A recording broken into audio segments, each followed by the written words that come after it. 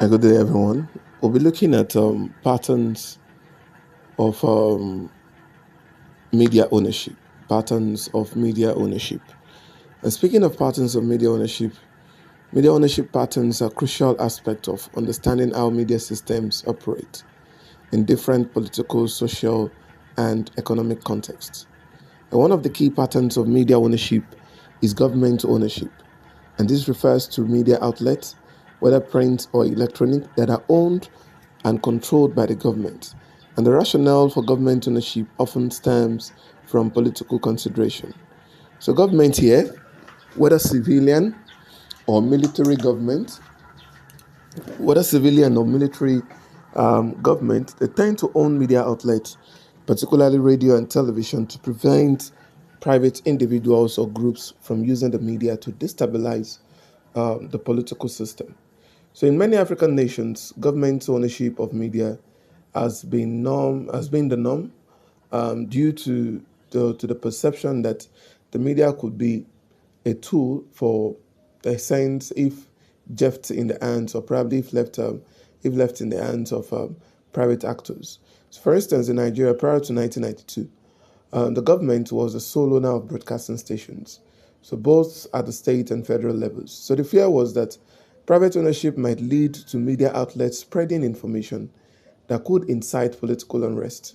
However, in 1992, Nigeria took a significant step by liberalizing the broadcast industry, which allows for private individuals to own radio and television stations, a move that diversified the media landscape till date.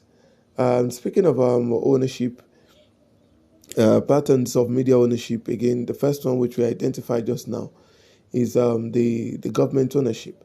The second one we're looking at is the private ownership, which is on the other hand, it refers to media outlets that are owned by private individuals or corporations. So this ownership model is predominantly seen in Western countries such as the United States and most European nations, where media outlets operate based on market principles. So private ownership is driven by the need to generate profit, and media organizations under private ownership are free from direct control of the government, or free from direct government control. So this model allows for a diversity of voices in the media, as numerous companies can own and control different media outlets. So from print to digital platforms. So in Nigeria today, the media landscape has also evolved with the rise of private ownership after 1992, leading to the emergence of private radio and television stations that cater to a range of interests and perspectives. So, in some cases, media ownership is a hybrid of both government and private sector control, referred to as joint government and private ownership. And this model often aims to balance public service obligations with the innovation and efficiency of the private sector. And one of the best examples of this model can be found in Canada, where public broadcasters like the Canadian Broadcasting Corporation, the CBC, operate with government funding but are also subject to private business interest and market dynamics. The next one we're looking at is the public ownership. Public ownership of the media involves the operation of media outlets on behalf of the public, but typically through a charter or legal mandate. So public owned media are supposed to be autonomous or independent, which is free from direct government control, direct government interference. So examples of public ownership include the British Broadcasting Corporation, which is the BBC in the United Kingdom, and NHK in Japan. So these organizations are intended to serve the public interest and are funded by largely by taxpayers largely. So, however, the autonomy of these organizations is sometimes questioned, as they may be influenced by government policies.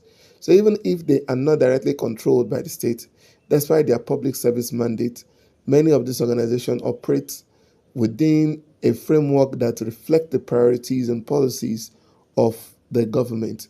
And finally, is the user ownership.